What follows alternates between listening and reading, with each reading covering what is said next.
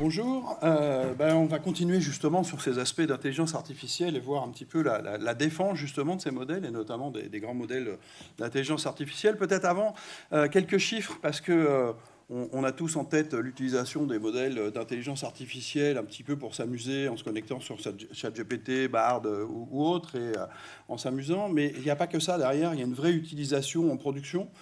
Si on regarde un petit peu ce qui se passe aujourd'hui dans les entreprises, 55% des entreprises, donc plus de la moitié, utilisent des mécanismes d'analyse assistée de données. Ça veut dire que l'intelligence artificielle va aider à l'analyse des données, va permettre de sortir des tableaux de bord, des indicateurs et des choses comme ça, et donc intervient directement.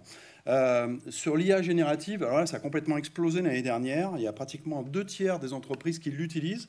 Alors, toutes ne savent pas exactement ce qu'elles vont faire avec, mais elles savent que c'est intéressant et que ça peut augmenter la productivité, et elles font des choses. Et surtout, très souvent, ces modèles-là ne sont pas utilisés uniquement tout seuls. Alors, dans certains cas, oui, mais dans pas mal de cas, ils sont intégrés à des supply chains informatiques complètes. Et du coup, elles sont un peu masquées, elles fonctionnent un peu en boîte noire. C'est-à-dire qu'on a des processus qui fournissent des données en entrée à ces LLM, qui vont traiter les données en fonction de leur apprentissage et qui vont, en sortie, injecter ces données-là dans un autre processus pour fournir toute une chaîne. Donc, on voit bien suite à ce qu'a dit Jérôme, les problèmes que ça peut poser s'il n'y a pas un contrôle minimum. Et puis alors sur le codage, la programmation assistée, c'est 77% d'utilisation. C'est très très commun. Aujourd'hui, les développeurs, ils font pratiquement plus... ils développent éventuellement des modules, mais toute la glu entre ces modules, c'est en général les copilotes qui les font. Avec les risques que ça peut entraîner. Alors donc... la première chose qu'on peut voir en termes de défense, c'est que les grands noms du domaine, ils sont quand même intéressés sur le sujet, que ce soit Google, Meta, OpenAI et d'autres, et certains depuis longtemps. Alors, ils ont des ressources assez importantes. OpenAI, c'est 50 experts et chercheurs pour la Red Team. Alors, ce qui est assez particulier, c'est que dans le domaine de l'intelligence artificielle, la partie cyber, elle est souvent intégrée à des notions de Red Team. Et ce n'est pas la Red Team qu'on peut la rencontrer de manière traditionnelle, je dirais, dans la façon de procéder. Parce que très souvent, ça mixe de deux aspects. L'aspect effectivement cyber, pur et dur, mais également des aspects RAI, c'est-à-dire Responsible AI. Ce que Jérôme disait tout à l'heure, effectivement, dans des cas, c'est assez drôle, dans d'autres, ça en l'est un peu moins. C'est pas de la cybersécurité pure, mais quand vous demandez à un modèle de LLM de vous indiquer la marche à suivre pour fabriquer une bombe, on voit bien que ça pose un problème. Et là, on est effectivement dans la responsabilité du fournisseur d'empêcher ces processus-là. Alors, c'est assez compliqué, notamment parce que tous les modèles LLM sont entraînés sur des jeux de données. Et puis, il y a un prompt, on va poser une question, mais cette question, elle est mixée également avec des instructions et avec des filtres. Et du point de vue du modèle, tout est sur le même plan. C'est-à-dire que la question qui est posée par l'utilisateur, le filtre et les instructions internes qui mettent des garde-fous, tout ça, c'est au même niveau. Et le système est incapable de faire la distinction entre tout ça. Et donc, on arrive, effectivement, les exemples ont été cités tout à l'heure, à sortir des modèles, à lui faire des choses qu'il, normalement, ne devrait pas faire. Pour Meta, par exemple, sur les aspects Red Team, c'est 350 personnes, dont 330 externes.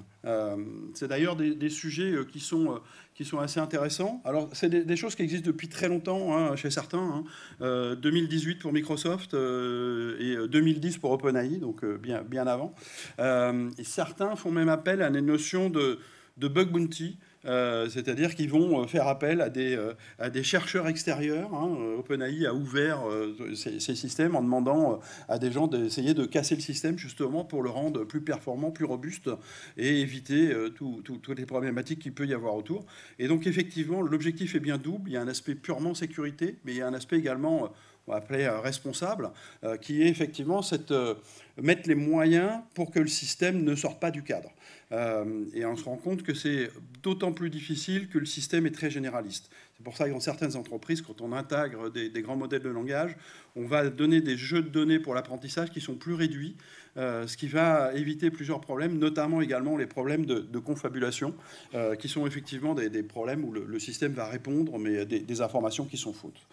Ce qu'on constate aussi, c'est qu'il y a des méthodologies qui sont en train de sortir pour justement savoir comment on va traiter cette protection des grands modèles de langage. NVIDIA a sorti un document sur justement une introduction au Red Team AI, hein, donc avec tout un processus sur les différentes phases de développement, d'apprentissage, etc. Et Google également a sorti un document du même type qui explique, en tout cas qui propose des approches, des méthodes pour sécuriser ces grands modèles de langage. Et puis, les États et les normalisateurs, les régulateurs ne sont pas en reste, hein, puisqu'il y a un certain nombre de choses qui sont sorties. L'OWASP a sorti le top 10 pour la sécurité des LLM, hein, des choses relativement intéressantes, assez basiques, mais qui permettent de couvrir un domaine assez vaste sur la partie sécurité.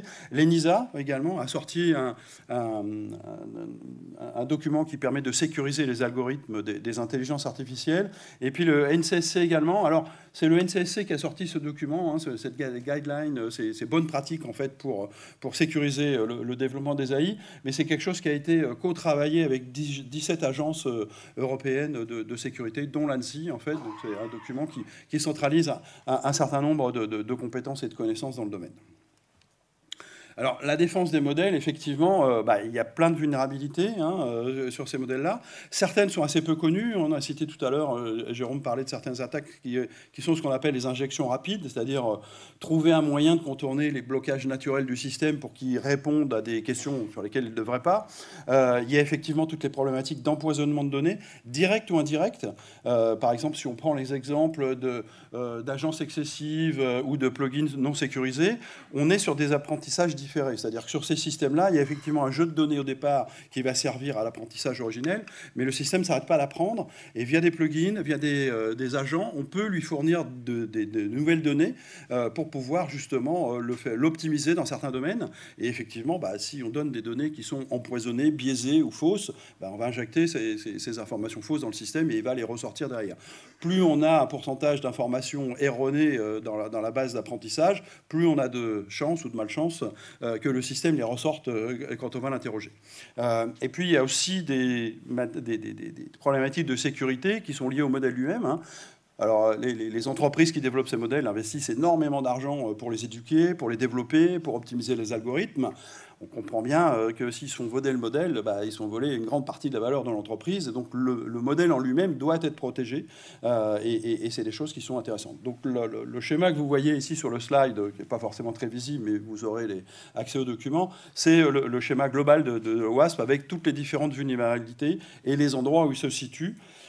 Ce qu'il faut voir également aussi, c'est que ce qui est important d'intégrer, et ça a déjà été dit, l'humain est très important. Il faut éviter de tomber dans la surconfiance, dans la surdépendance de ces modèles-là.